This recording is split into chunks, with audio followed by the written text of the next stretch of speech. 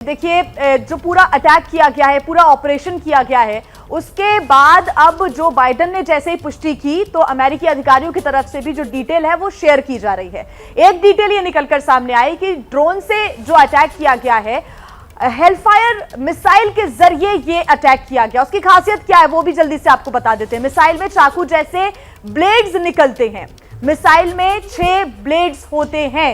Hellfire missile ये वही missile है जिससे अल जवाहिरी के ऊपर अटैक किया गया और साथ ही ये पूरा ध्यान रखा गया कि कोई और कैजुअलिटी ना हो। टारगेट हिट करने से पहले बाहर आते हैं ये ब्लेड्स, जो 6 ब्लेड्स की हम बात कर रहे हैं। इस मिसाइल में जो ब्लेड्स लगे रहते हैं, टारगेट हिट करने के बाद ब्लास्ट हो जाता है, जिसकी वजह से अल जवाहिरी की मौत हुई है। ये वही हेलफायर मिसाइल है जिसकी खासियत लगातार हम आपको बता रहे हैं। खासियत यह भी है कि सटीक निशाना इसकी पहचान है और शायद इसी वजह से हेलफायर मिसाइल का इस्तेमाल किया गया है। वो इस वजह से ताकि फैमिली जो वहां पर रह रही थी या फिर जो दूसरे लोग वहां पर थे उनको कोई नुकसान ना पहुंचे, इसी वजह से इस हेलफायर मिसाइल का इस्तेमाल किया गया है। मेजर जनरल राजन कोचर भी हमारे साथ लगातार जुड़े हुए हैं, रक्षा विशेषज्ञ हैं। कोचर सर, मैं आपका रुख करना चाहूंगी सवाल, क्योंकि अब लगातार ये उठ रहा है कि कैसे ऑपरेशन को कामयाब बनाया गया। अमेरिका की तरफ से हेलफायर मिसाइल का भी जिक्र हम कर रहे हैं, लेकिन अब मैं संभावनाओं पर बात करना चाहूंगी कि आगे अब क्या हो सकता है, क्योंकि अब सैफ अल आदेल को सरगना बनाने की पूरी तैयारी है, बना दिया गया है। 31 जुलाई को ये पूरा ऑपरेशन हुआ और आज ही तुरंत अलकायदा ने ये कदम भी उठा लिया, यानी कि जो रीग्रुप करने की कोशिश है वो बहुत तेजी के साथ आगे बढ़ रही है। अलकायदा चाहता है कि वो मजबूत ही रहे, कहीं से भी कमजोर ना पड़े। आपकी क्या राय है? देखिए, ये जितने भी टेररिस्ट ग्रुप्स हैं, इनकी लीडरशिप हायरार्की वेल डिफाइंड रहती है, बिकॉज इनकी जो ये जैसे ये ऑपरेट करते हैं, इनको एक हमेशा ये पता रहता है, इंडिकेशन इनको रहती है कि कोई भी इनमें से एलिमिनेट हो सकता है। तो इसीलिए इनकी जो लीडरशिप हायरार्की है वो बिल्कुल वेल डिफाइंड रहती है। इसीलिए मुझे ऐसे लगता नहीं है कि एक टेम्परेरी सेटबैक अलकायदा को हो सकता है, पर इसका जो नेक्स्ट लीडर जैसे आपके स्क्रीन में आ रहा था जी, वो बहुत ही जल्दी, as a matter of fact immediately उसने अपना टेक ओवर अपना कर लिया होगा और पूरी इंफॉर्मेशन और जानकारी उसके पास रहेगी और उस ऑर्गेनाइजेशन की जो उसके जो फॉलोअर्स हैं वो उसको एक्सेप्ट करेंगे।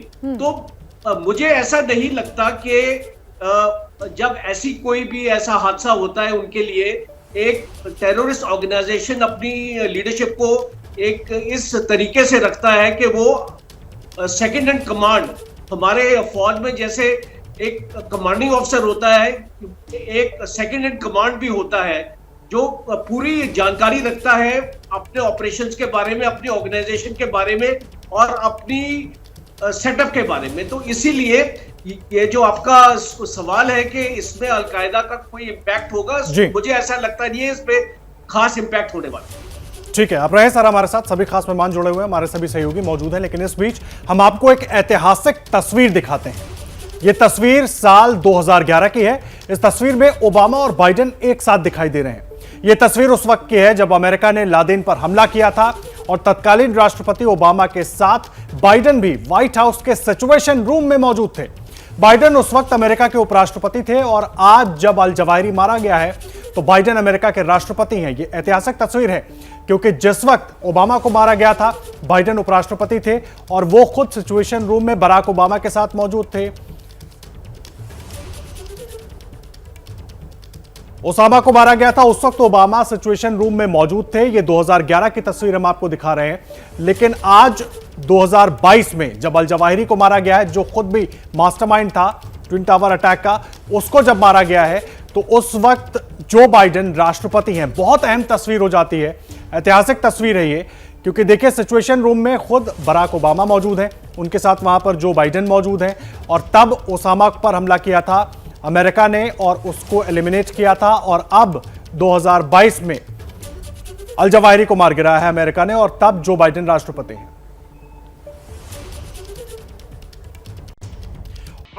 ये हैं शर्मा जी, जो रात का खाना और देश दुनिया की सुर्खियां दोनों लेते हैं सुमित अवस्थी के साथ। अब ये हैं इनके पड़ोसी बनर्जी साहब। मिष्टी दोई खाते खाते पूरा बंगाल जान लेते हैं सुमन दे के साथ। इनकी तरह आप भी देखें अपने फेवरेट न्यूज एंकर को एक ही ऐप पर और डाउनलोड कीजिए एबीपी लाइव ऐप अपने स्मार्ट टीवी पर।